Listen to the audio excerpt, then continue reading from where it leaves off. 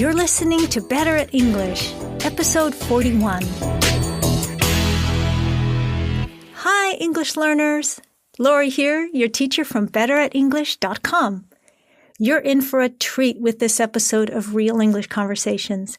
It's a really special episode, and I'm so happy to be sharing it with you. A while back, I had the huge honor of having a conversation with one of my own personal heroes, Dr. B.J. Fogg.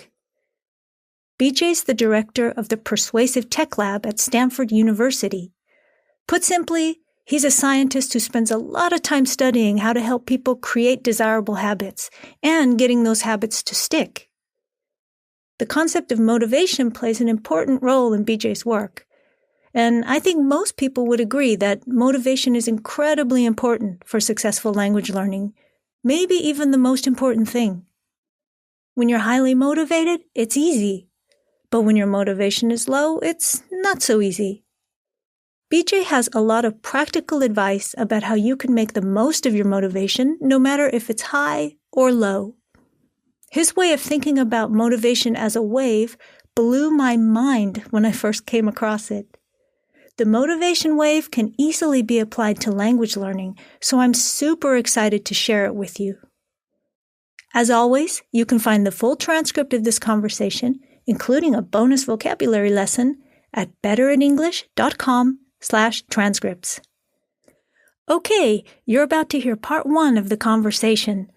I'll pop in again at the end to give you 4 things you can do to get the most benefit from this episode. Are you ready? Let's go. Can people depend on motivation when they're trying to learn things and do things that are difficult? Well, in order to do anything difficult, you have to have motivation or you won't do them.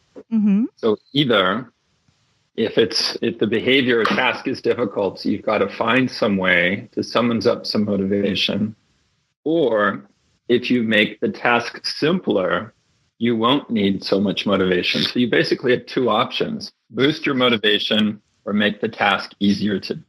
Okay, yeah, that makes a lot of sense. And I noticed in your video, you said that people often, like teachers or people trying to initiate behavior change or help people change their behavior, that you don't like to hear them talking about motivating behavior change.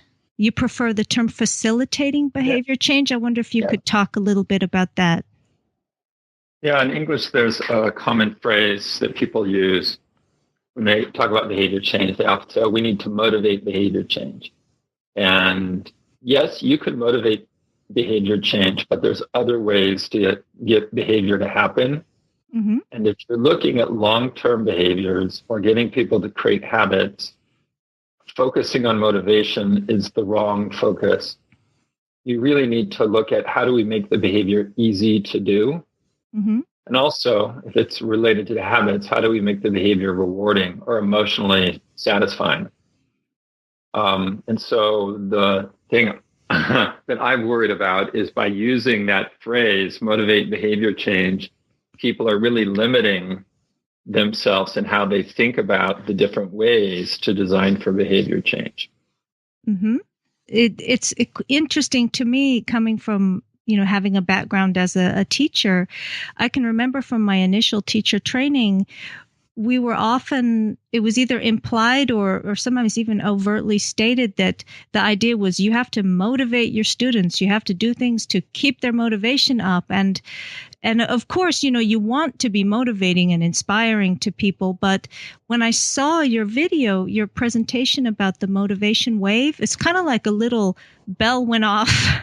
That, that it makes so much sense. Could you just explain just the basic idea about the motivation wave, talking about the peaks and valleys and difficult and hard?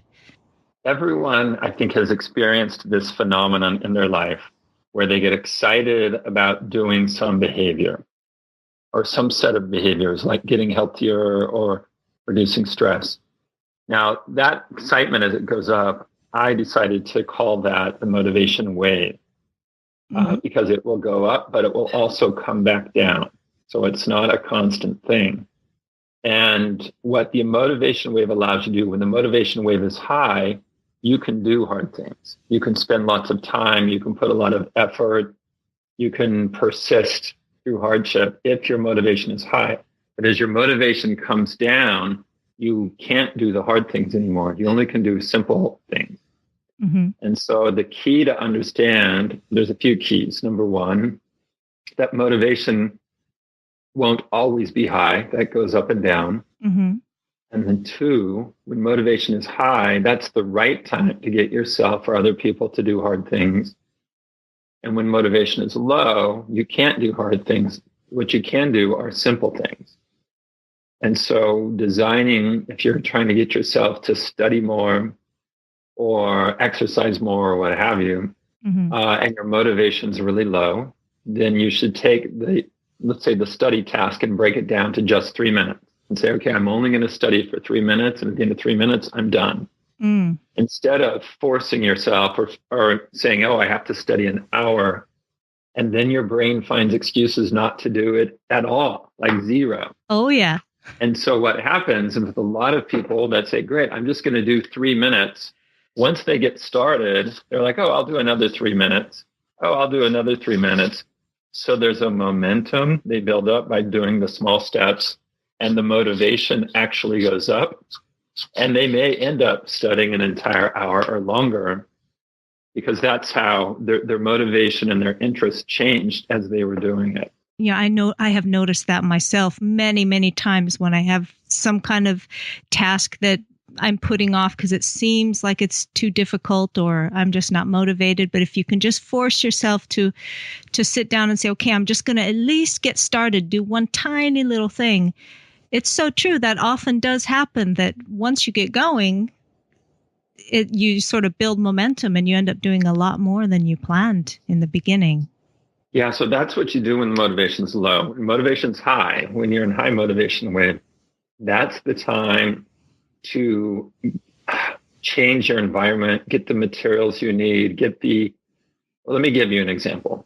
Sure. One of the habits I'm doing right now is I'm practicing whiteboarding. I'm practicing with markers, writing on a whiteboard, like teachers do. Right. And I want my handwriting to get much, much better. And so I'm practicing every day.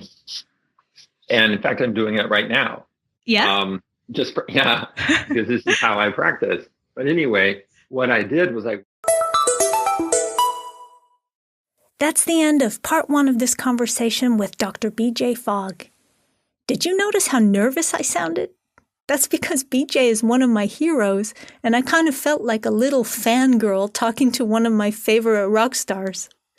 Until next time, here are 4 ideas for things you can do to get the most benefit from this conversation. 1. If listening to this episode was a challenge for you, you can prepare for part 2 by studying the transcript and listening repeatedly to the conversation. If any words are really causing trouble for your understanding, make sure to look them up. If you do this over the next few days, the second part of the conversation should be easier because more of the language will be familiar. 2. Make a prediction. Based on what you heard in the conversation so far, what do you think BJ did to make it easier to practice his whiteboarding every day? There's a big clue towards the end of the conversation. Then, next week, listen and see if you were right. 3. If you need to talk about charts and graphs to pass an exam, here's a great chance to practice. Think about your own motivation to learn English and how it changes over time. Is it steady or does it fluctuate? If it fluctuates, how dramatic are the changes? How often? Draw a simple graph of your English learning motivation and practice explaining it to a friend. Or post it in my Facebook page and explain it there. 4. In the transcript and on the website, I've put a link to a YouTube video where BJ explains the motivation wave in detail. BJ is a great speaker, and if your listening is intermediate or above, I encourage you to watch the video so you can learn more about how to make the most of your motivation. Watching the video will also help you prepare for part 2 of our conversation. That brings us to the end of this episode of Real English Conversations. Make sure to download the transcript for this episode so you can read along to check your understanding.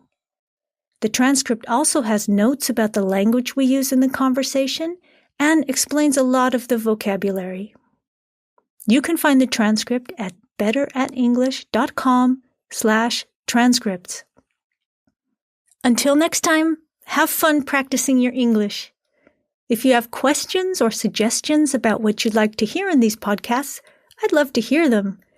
You can find all the ways to get in touch with me at betteratenglish.com/contact. Bye for now.